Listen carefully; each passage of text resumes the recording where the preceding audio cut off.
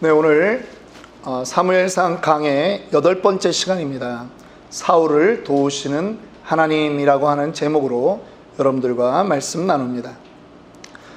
저희가 지난 시간에는 사울이 사무엘을 만나는 그러한 장면을 저희가 배워보았습니다. 베냐민 지파 기스의 아들 그 사울의 외모는 사람들이 선택할 만한 그러한 충분한 조건을 가지고 있었습니다. 남들보다 머리가 하나 더 있는 것입니다. 기골이 장대한 사람이었습니다. 고대 시대에는 이런 사람이 백성들의 리더가 되는 것입니다. 그런데 하나님께서 자세하게 그 사울의 한계를 보여주고 있지 않았습니까? 암나기들을 찾아야 되는데 그는 그 암나기들을 찾지 못한다라고 하는 것입니다. 자기의 이름이 구에서 얻었다라고 하는 존재인데도 불구하고 찾지를 못하는 것입니다. 다음 단계를 어떻게 해야 할지 모르는 사람이었습니다. 오히려 자기가 안내를 해야 되는데 종의 말을 듣고 사무엘을 찾아가는 그러한 존재였다라고 하는 것이죠. 결정적으로 또 어떤 문제가 있습니까?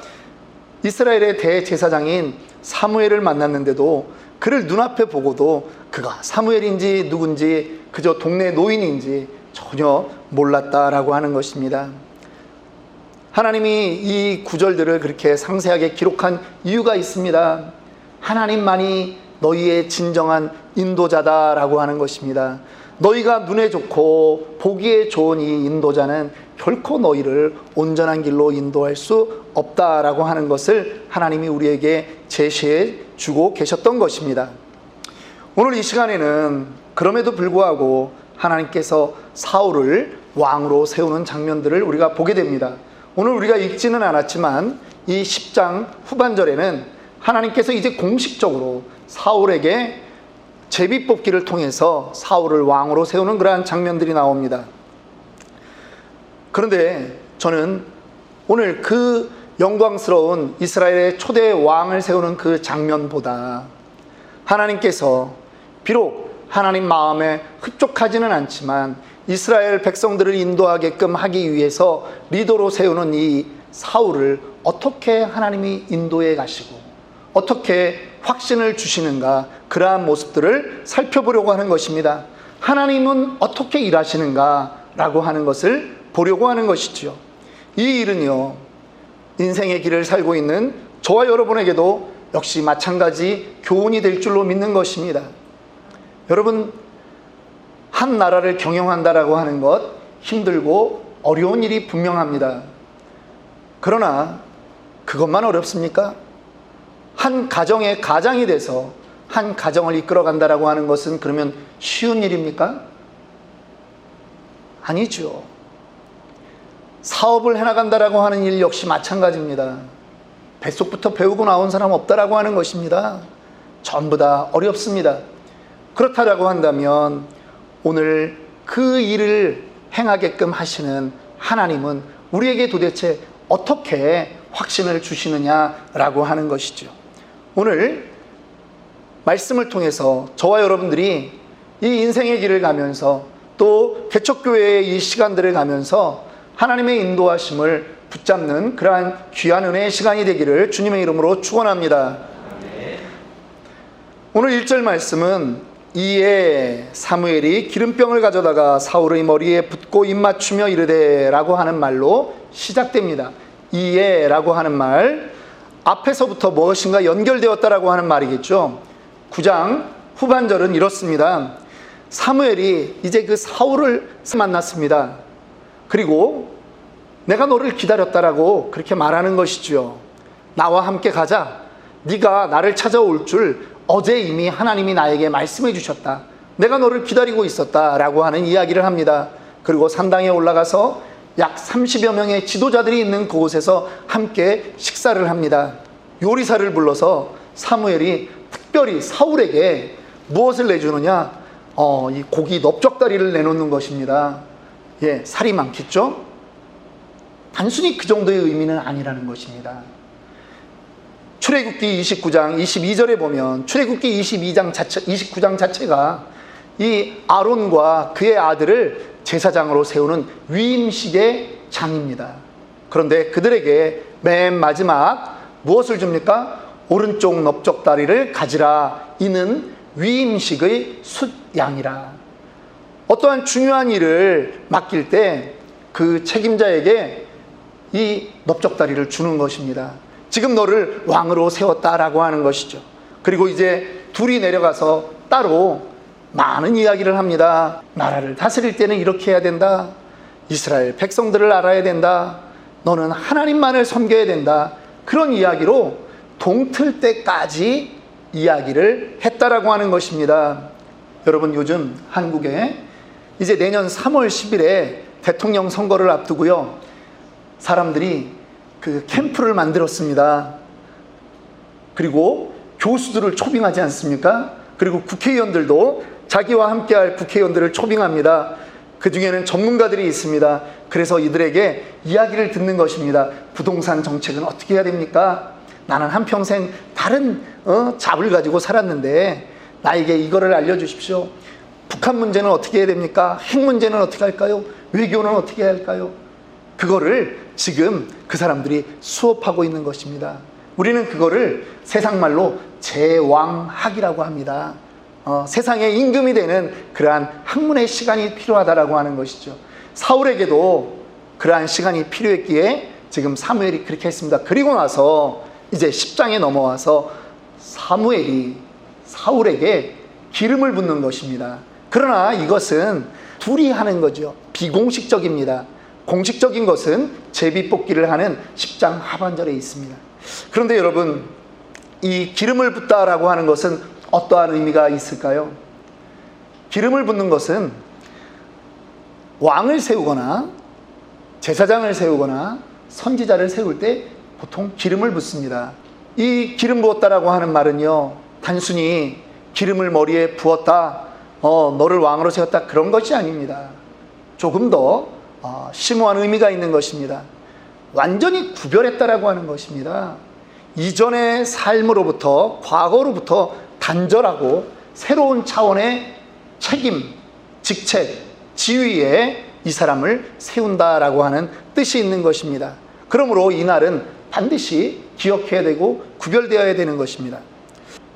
여러분들에게는 어느 날이 하나님으로부터 구별되게 세워진 날이라고 여러분들 스스로 생각하십니까? 그런데요, 우리는 어떤 존재냐? 하나님, 내가 이렇게 살겠습니다 라고 결심을 하지만 작심 3일이라는 말이 있잖아요. 3일 지나면 또 까먹고 실패합니다. 근데 여러분, 괜찮아요. 그 다음에 다시 작정하십시오. 그러면 됩니다. 저는 오히려 여러분들에게 권면하고 싶습니다. 죽는 날까지 작심 3일에 연속이 돼도 괜찮다. 그러면 3일마다 한 번씩은 어쨌든 새로운 사람으로 살지 않겠습니까? 예. 이렇게 기름 부음을 갑자기 받은 사울, 과연 그는 정신이 있었을까요? 아마 어안이 벙벙했을 것입니다. 지금 자기는 그냥 아버지가 잃어버린 그 암나귀들을 찾으러 떠난 것입니다. 그런데 사울을 만났더니, 야, 네가 이스라엘의 왕이 되어야 된다라고 하는 것이지 않습니까? 너무나 놀라운 말입니다. 전혀 생각지도 않았던 것입니다. 자기가 결정한 것 없습니다. 그런데 하나님께서 그 당황하는 사울에게 사무엘을 통해서 하나님이 힘을 주시는 그러한 내용들이 이제 2절부터 나오고 있습니다. 그것은 무엇이냐 하면 3가지 징조가 이제 네가 집으로 돌아가면서 겪게 될 것이다. 그러면 너는 이제 하나님이 너와 함께 한다라고 하는 것을 생각해라, 받아들이라 라고 하는 것입니다. 그러면서 첫 번째 일을 알려줍니다. 그것은 무엇입니까? 2절 말씀입니다. 지금 이제 집으로 돌아가는 길이 될 텐데 두 사람을 만나야 되는 겁니다. 어디에서? 라헬의 무덤이 있는 곳에서. 두 사람은요, 어떤 의미입니까? 예, 구약에서 두 사람이라고 하는 것은 항상 증인의 숫자입니다. 근데 그 두 사람이 말해주는 거예요. 야, 아버지가 암나귀들을 다 찾았다. 그리고 이제는 너를 걱정하신다 라고 하는 말을 하는 거예요. 사람은 만날 수 있습니다. 마주칠 수 있습니다. 그런데 그 사람의 입에서 암나귀 소식을 들어야 되고 아버지의 걱정 소식을 듣게 된다라고 하는 거죠. 여러분, 그것이 이 사울에게 임할 첫 번째 사인이었습니다. 그런데요, 이 일이 발생했던 장소가 어디입니까? 라헬의 묘실곁이라고 합니다. 라헬이 누구죠? 창세기에서 야곱의 아내가 바로 라헬입니다. 그가 임신하지 못하다가 하나님의 은혜로 나중에 두 아이를 낳는데 요셉과 베냐민을 낳지 않습니까? 그런데 창세기 35장 18절에 보니까 이 라헬이 베냐민을 낳다가 길에서 그만 난산으로 죽게 되는 것입니다. 그러면서 자기의 인생이 여기서 마치면서 뭐라고 이 아이의 이름을 짓습니까? 슬픔의 아들이다, 베논이라고 이름을 짓습니다. 그랬더니 야곱이 바로 그의 이름을 바꿉니다. 아니다, 슬픔의 아들이 아니라 기쁨의 아들이다, 베냐민이다 라고 그 이름을 바꿔주는 것입니다. 여러분, 자녀의 이름을 지을 때 누구도 함부로 지은 사람이 없습니다. 그래서 한국에서는요, 성명학이라는 것도 있지 않습니까? 사람의 이름으로 운명을 따져본다라고 하는 그러한 사람들도 있습니다. 누구나 신경 쓰기 때문에 그렇습니다. 그런데 자녀의 이름을 고난의 자녀, 고통의 자녀가 아니라 기쁨의 아들로 그렇게 바꾸어 준 그 아버지의 그 마음이 얼마나 소중한 것입니까? 그런데 이들이 12지파가 되었는데요, 단 한 번도 12지파 중에 이 베냐민 지파는 뭐 하나 잘하는 게 없는 겁니다. 여러분들 가운데도 인생을 살면서 나는 도대체 왜 이럴까? 뭐 하나 잘하는 게 없네, 그렇게 생각되시는 분 계십니까? 라헬의 무덤 곁에서 두 사람을 만나셔야 됩니다. 하나님이 그러더라, 염려하지 말라 그러더라, 그 말을 들으셔야 됩니다.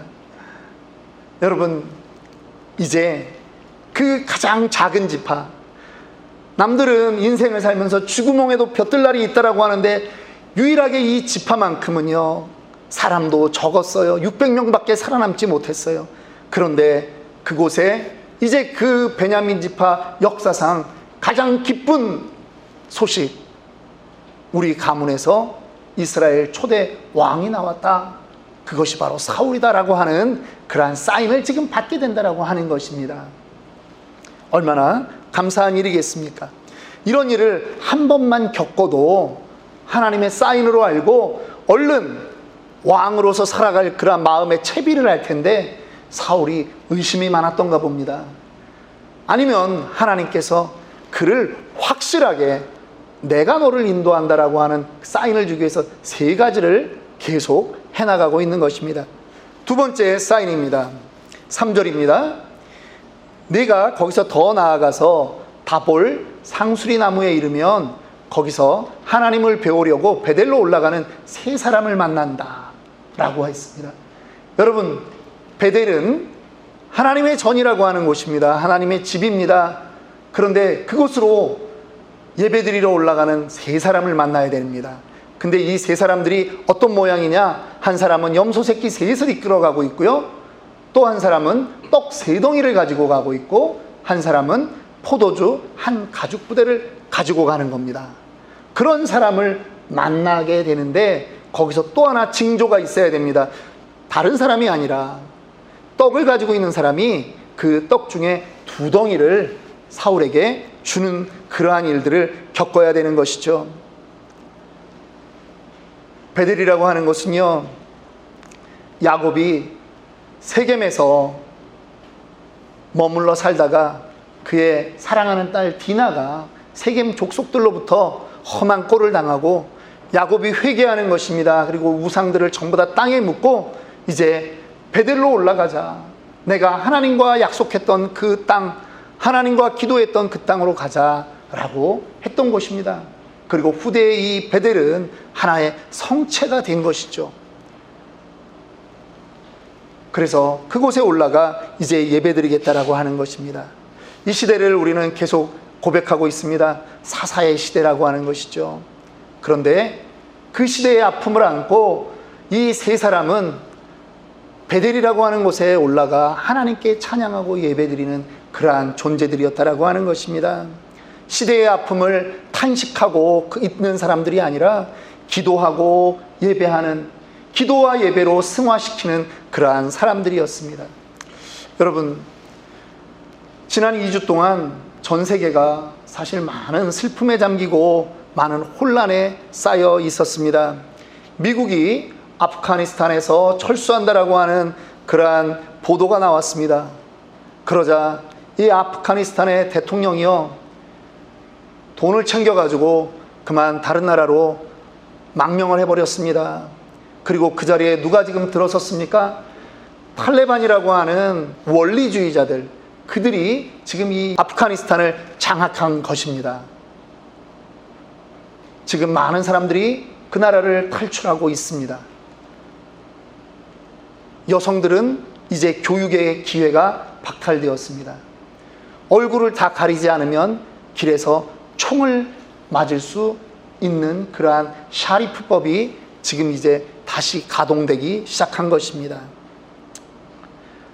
이 일을 바라보면서 어떤 분들은 그렇게 얘기합니다. 대한민국에서도 미군이 떠나가면 어떡할 것이냐, 걱정될 만한 그러한 일이 분명합니다. 그러나 우리 신앙인은요, 그 걱정을 기도로 바꾸는 사람이 되어야 한다라고 하는 것입니다. 지금 베델로 올라가는 그 세 사람처럼 우리 신앙인들은 국가와 민족을 위해서 우리의 근심과 걱정을 좌와 우로 나누는 것이 아니라 하나님께로 올려드리는 그러한 사람이 되어야 한다라고 하는 것이죠. 사울을 향한 하나님의 뜻이 있습니다. 이스라엘 백성들을 예배자로 만들어라. 베델로 올라가는 그 세 사람과 같이 이스라엘의 그 흩어져 있는 백성들, 마음이 갈갈이 찢어져 있는 그 백성들을 하나님께로만 집중하는 것이 너의 사명이다라고 하는 것을 하나님이 지금 알려주고 있는 것입니다. 세 번째입니다. 5절의 말씀을 보니까 이제 마지막 하나님의 그 징조가 있습니다. 예언이 있습니다. 그 후에 내가 하나님의 산에 이르르니, 여기서 하나님의 산이라고 하는 것은 이제 그 기브아라고 하는 우리 사울이 살고 있던 자기 고향집, 거기를 말하는 것입니다. 그곳에 이제 다 이르렀을 때, 거기서 성읍에 들어갈 때 선지자의 무리가 산당에서부터 비파와 소고와 저와 수금을 앞세우고 예언하며 내려오는 것을 만날 것이다. 여기서 선지자의 무리라고 하는 것은요, 이렇게 해석이 됩니다. 그 시대의 어려움을 깨닫고 민족을 사랑하는 사람들이 사무엘 그 휘하에 모여서 민족이 어떻게 가야 되는가, 그것을 함께 의논하고 기도하던 사람들, 이 선지자 스쿨에 있던 그런 사람들로 보는 것입니다. 그런데 그들이 내려올 때 너에게도 여호와의 영이 크게 임하리니 너도 그들과 함께 예언을 하고 변하여 새 사람이 되라 라고 하는 말입니다. 여러분, 실제로 그곳에 갔더니 선지자 무리들이 내려오는 것입니다. 뭘 하면서 내려옵니까? 비파, 소고, 저는 필이라고 하는 거죠. 수금을 앞세우고 내려옵니다. 그들이 예언하며 내려왔다라고 하는데, 예언이 여기서 요 구절에서는 아무래도 찬양으로 우리가 해석하는 것이 옳을 것 같습니다. 지금 악기들을 전부 다 동원했으니까요. 그런데 그저 찬양이 아니라는 거죠.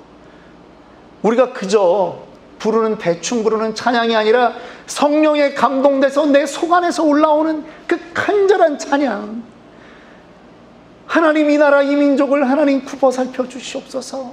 성령 하나님이 아니면 안 됩니다라고 하는 그 갈급한 찬양. 그 찬양이 그들의 입에서만 나오는 것이 아니라 이 사울의 입에서도 그 찬양이 터져 나오는 것입니다. 여러분, 언제 여러분들은 이런 찬양을 불러보셨습니까?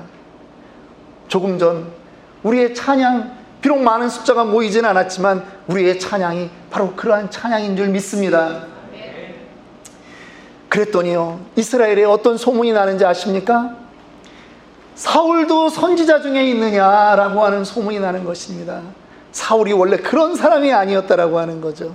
그런데 사울도 하나님의 신에 성령에 감동되었더니 사울도 손을 들고 찬양하는 것입니다. 뛰며 찬양하는 것입니다. 그러한 존재가 되었다라고 하는 것입니다. 저는 이러한 경험이 있습니다. 2003년도에 중국에 살 때 사스를 겪게 되었습니다. 5주 동안 교회가 폐쇄되었습니다. 예배를 못 드렸어요. 그리고 5주 뒤에 저희가 모였는데 어느 장로님이 이렇게 건의를 하시는 거예요. 우리 찬양 집회만 합시다. 찬양 집회. 찬양만 부르는 집회 한번 합시다. 그러시는 거예요. 그분도 경상도 분인데 그러실 분이 아니거든요. 근데 그 제안을 흔쾌히 당회에서 다 그렇게 합시다. 그래가지고 7월 달에 금, 토, 주일 3일 동안 저녁 7시 반에 모여가지고 전 성도들이 주일 학생들까지 그 교회에 빽빽히 앉아가지고 찬양을 하는 겁니다. 셋째 날 오전에 주일 예배 마치고요, 저녁 예배에 찬양을 하는데 여러분 난리가 났습니다. 다 일어나서 그냥 뛰는 거예요. 그 교회가 그런 분위기 원래 아니었거든요. 근데 놀라운 일이 생겼습니다. 저희 교회 장로님, 수석 장로님 중에 수석 장로님이시죠? 그분이 머리가 허여신 분인데요, 찬양할 때 입도 크게 안 벌려요. 손 올리는 거 절대 안 합니다. 그날 2시간여의 그 찬양 집회를 하는데 무슨 대단한 강사가 와서 한 것도 아니고요, 아무것도 아닙니다. 그냥 우리 멤버들이 예전처럼 하던 그 찬양을 했는데 저 뒤에서 뛰시더라고요. 그래서 그 다음부터 오늘 성경 본문의 후반절은 사울도 선지자 중에 있느냐 이런 속담이 생겼다고 하는데, 그날 이후로 그 장로님도 함께 뛰었더냐 이런 말이 우리 교회에서는 그렇게 유행했다는 거 아닙니까? 아무도요 사람이 했다 이렇게 말하지 않아요. 성령의 감동이 그 자리에 다 임했다 그렇게 이야기합니다. 여러분, 그것이 성령 충만이고요, 성령이 하시면 그렇게 되는 거예요. 하나님은 왜 사울에게 이와 같이 3번의 독특한 경험을 하게 했을까요? 7절 말씀입니다.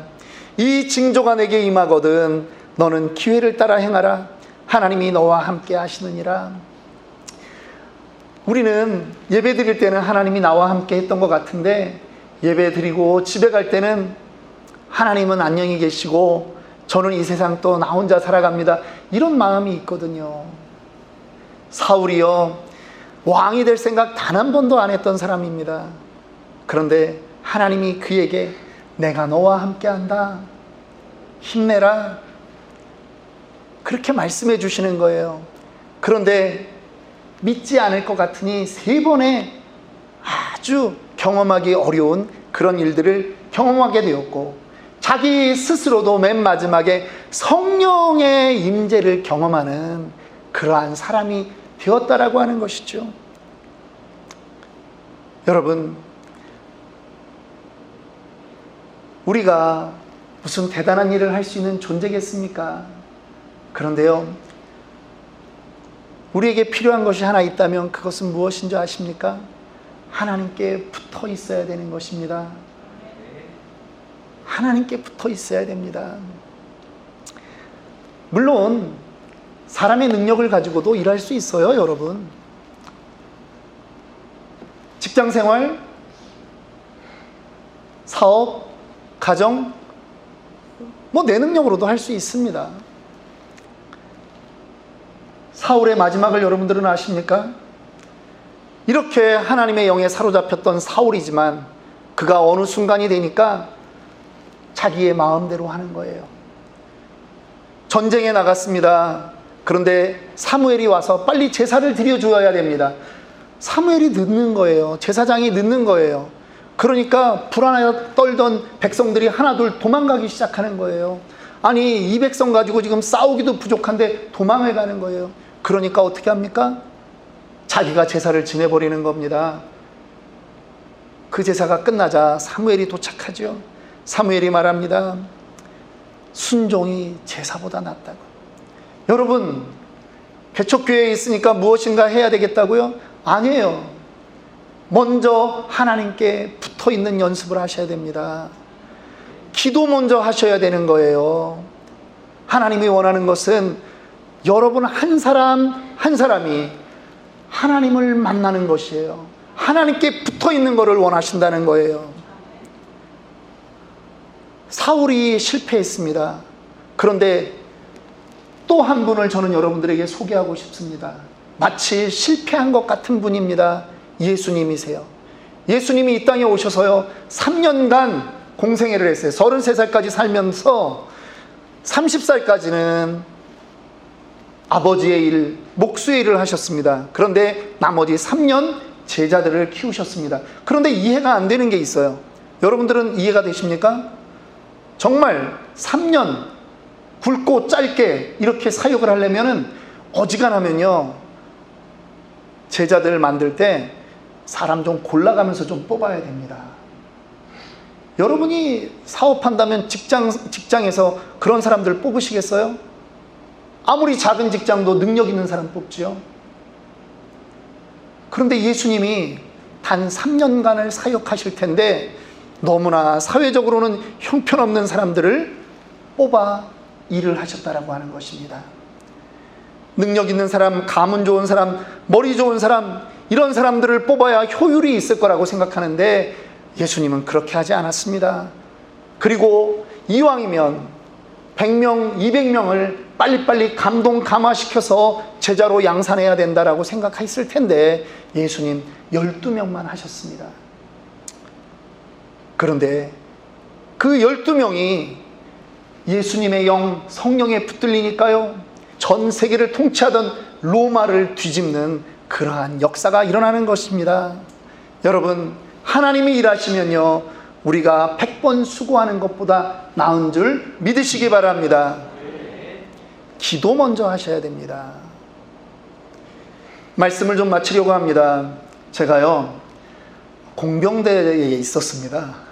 공병대 부대니까 항상 우리 연병장 저 옆쪽에는 뭐가 있냐면요 모래가 잔뜩 쌓여 있어요. 그 다음에 자갈이 있어요. 그리고 창고에 가면 시멘트가 있어요. 그러면 인근 부대에서도 모래가 필요할 일이 있으면 저희 부대로 오는 거예요. 그런데 여러분 얼마나 웃기는지 아세요? 이 덤프 트럭을 가지고 인근 부대에서 와요. 그러면 이 모래는 우리 군대 자체가 대한민국 군대니까 이 모래 다 공짜잖아요. 그러면 이제 부대장 허락을 받고 사인을 받고 실어가면 돼요. 그러면 부대원들을 그 덤프 트럭에 몇 명 데리고 왔는지 아세요? 기껏 데려와봤자 한 6, 7명 데려와요. 근데 이 6, 7명이 그 덤프 트럭에 모래를 다 실으려면 몇 시간 걸리는지 아십니까? 삽 들고 왔잖아요. 삽으로 거기다가 계속 실어 담아도 걔네들 하루 종일 죽어도 그 차를 다 못 채운다니까요. 근데 포크레인으로 그 다음에 혹은 페이로다로요 그거 한번 딱 하면 10분도 안 걸려서 덤프 트럭이 꽉 찹니다. 하나님이 일하시는 방법을 아셔야 됩니다. 하나님이 원하는 일의 방법을 아셔야 돼요. 지금 사울을 왕으로 세울 때 하나님이 그래 너 한번 고생해봐. 너 원래 내 마음에 안 들었어. 하나님이 이러시지 않는 분이라는 거죠. 야, 나에게만 붙어 있어. 나만 믿어. 너 지금 못 믿지? 내가 3가지 징조 보여줄게. 너 나만 믿고 따라와. 그럼 돼. 하나님이 우리에게도 잔잔한 목소리로 그렇게 알려주시고 계신 것을 여러분 믿으시기 바랍니다. 그랬더니요 사울이 변한 거예요. 사울이 9절 읽습니다. 우리 다 같이 읽습니다. 그가 사무엘에게서 떠나려고 몸을 돌이킬 때 하나님이 새 마음을 주셨고 그날 그 징조도 다 응하니라. 사무엘이 너 이런 일이 있을 거야 라고 하는데 벌써 마음에 확신이 오는 거예요. 아, 하나님이 그런 분이시구나. 새 마음이 되는 거예요. 새 사람을 입은 거예요. 그리고 그날 그 징조는 다 이루어진 것입니다. 여러분, 하나님이 사울에게 원하는 것이 있습니다. 대단한 이스라엘의 왕이 되라는 것이 아닙니다. 나에게만 붙어 있는 사람, 새 사람이 되라고 하는 것입니다. 에베소서 4장 24절에 신약을 살고 있는 우리에게도 하나님이 동일하게 말씀하십니다. 하나님을 따라 의와 진리의 거룩함으로 지으심을 받은 새 사람을 입으라. 예수 믿고 우리의 인격까지 변화되라, 새롭게 되라. 골로새서 3장 10절입니다. 새 사람을 입었으니 이는 자기를 창조하신 이의 형상을 따라 지식에까지 새롭게 하심을 입은 자니라. 새 사람이라고 하는 건 어떤 사람이냐? 하나님의 창조된 그 존재임을 깨닫고 지식에까지, 뭡니까? 나의 가치관까지 전부 다 변하는 그러한 사람이 된다라고 하는 것입니다. 여러분들의 인생을 잠깐만 생각해 보십시오. 하나님이 여러분에게 보여주셨던, 하나님이 함께했던 그 증거는, 사울은 지금 3가지가 가지고 있는데요, 여러분들 3가지 뿐입니까? 우리에게는 넘쳐나지 않습니까? 넘쳐납니다. 하나님이 함께하고 있다, 하나님이 나와 함께 하셨다라고 하는 증거가 우리에게는 넘쳐납니다. 사울보다 우리가 낫습니다, 여러분. 하나님은 오늘 이 시간 혹여라도 여러분들의 개인의 삶 때문에 혹시 분주하고 지치고 힘든 분들 계시면 하나님의 음성으로 여러분들 받으시길 바랍니다. 내가 너와 함께 있다. 새 사람을 입으라. 사울은요, 그 증거를 다 보기도 전에 벌써 그의 마음이 변해버린 거예요. 여러분, 그렇게 될 줄 믿습니다. 오늘 새 사람을 입기를 원하시는 분, 그 자리에서 잠깐 손 한번 들어주시겠습니까? 내가 정말 예수 그리스도의 새 사람이 되기를 원합니다. 손 한번 들어주십시오. 감사합니다. 기도하겠습니다.